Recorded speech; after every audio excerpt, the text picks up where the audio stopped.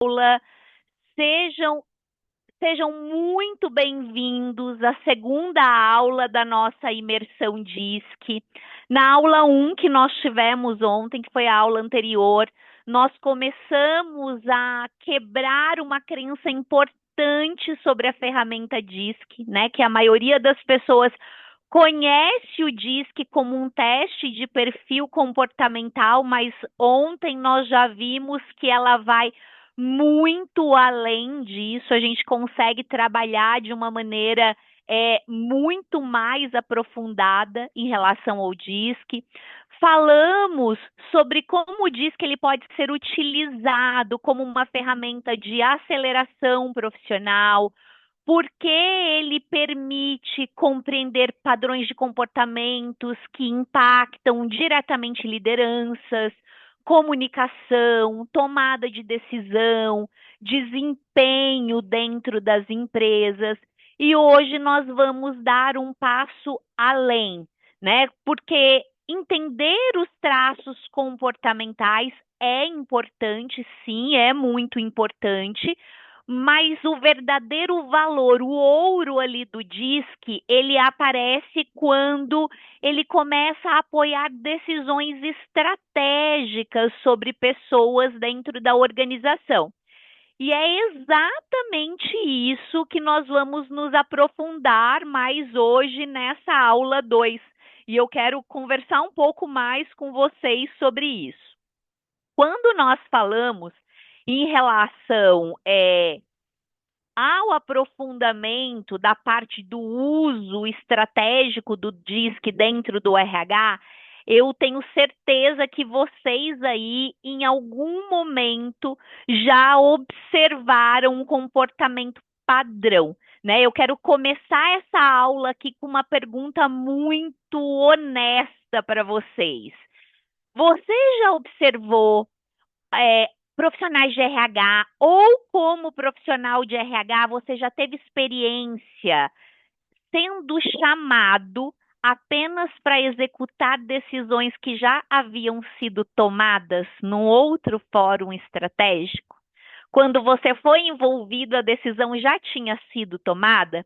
Já já eu vou exemplificar algumas dessas situações que fica assim muito evidente que acontece quando a gente está no papel de gestão de pessoas, e vocês vão revisitar aí na memória de vocês se já aconteceu alguma vez, né? Se vocês já passaram por isso.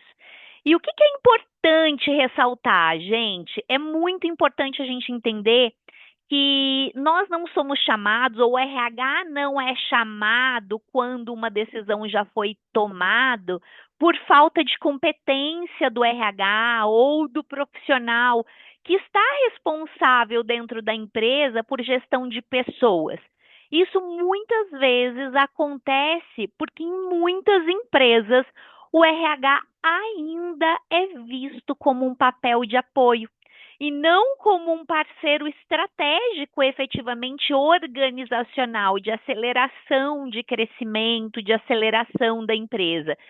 Então, a gente olhar essa sensação do RH sendo chamado depois que uma ação já foi decidida para executar, vai trazendo para nós já alguns insights do que nós podemos olhar com mais atenção. Na maioria das empresas, pessoal, o RH, como eu falei, ele ainda é acionado de forma reativa.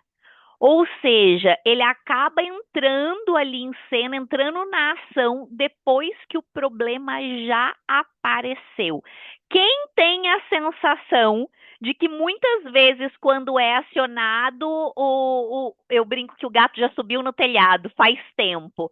Coloca um eu aqui para mim no chat, que a pessoa fala: Meu Deus, por que não me falaram antes? Foram me dizer isso aqui só agora. Agora eu vou fazer o quê com essa informação? Quero ter um termômetro aqui de vocês. Quantos são chamados quando o negócio já foi? Acontece, né? Às vezes acontece. Olha, mas só 3 pessoas colocaram aqui.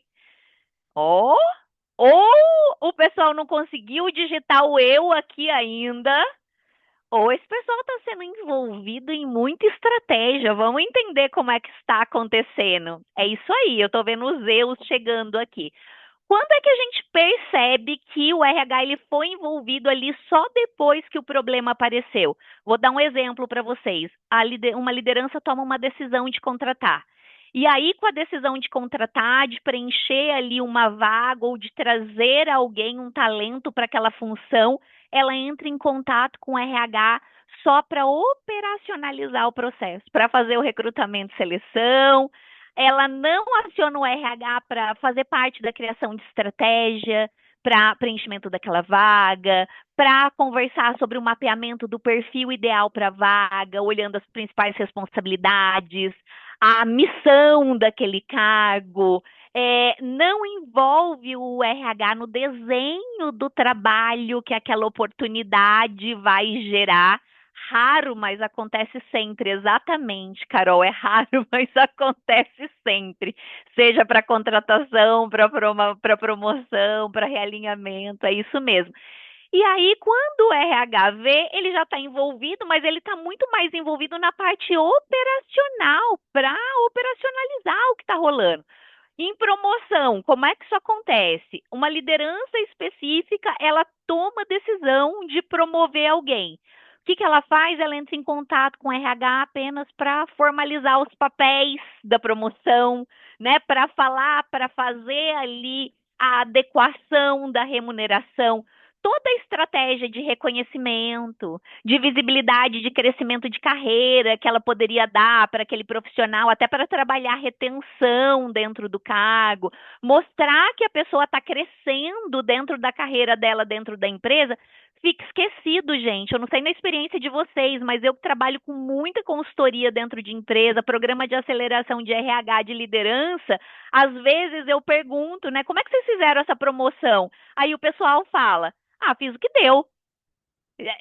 Como deu, a gente fez o comunicado da promoção e a pessoa já está ali no cargo novo dessa pessoa.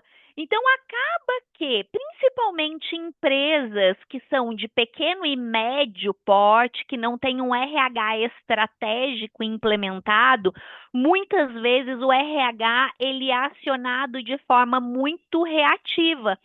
Ele é chamado quando o problema ali já aconteceu, quando um conflito às vezes já existe, quando a contratação já deu errado, quando alguém precisa ser desligado e assim por diante. Se vocês já viveram alguma dessas situações, vocês sabem que essa sensação ela é muito mais comum do que parece. Né? Apesar das vezes a gente não compartilhar, não estar num fórum como nós estamos aqui com 40 profissionais da área, né, falando sobre isso as pessoas às vezes elas não compartilham, mas isso é muito comum. Ou seja, o RH ele entra quando o problema ele já está instalado muitas vezes. Raramente ele é chamado antes das decisões acontecerem e isso acaba limitando muito o papel estratégico da área. Uma colega escreveu aqui para gente no chat, ó, sim, muitas vezes é frustrante, exatamente, Pamela, é essa sensação que a gente tem de frustração. Eu vou falar um pouquinho sobre isso aqui com vocês, dessa sensação de frustração. Às vezes a gente pensa, eu estudo, eu me capacito, mas eu continuo sendo tratado como área de apoio. E essa frase eu escuto com muita frequência quando eu converso com profissionais de RH. E aí eu não estou falando de lideranças, coordenação, supervisão, só tática, não. Também estou falando de gerências de RH e em algumas empresas até diretorias de RH passam por isso. E pensar sobre isso, né? Que a pessoa se estuda, se capacita e continua sendo tratada como área de apoio. O mais difícil dessa frase é que ela não vem da falta de esforço do profissional, ela vem desse lugar de frustração que a Pamela trouxe aqui para gente. A gente tem o lugar de frustração que acolhe esse comportamento e essa sensação de, por mais esforço que seja feito, não há o reconhecimento.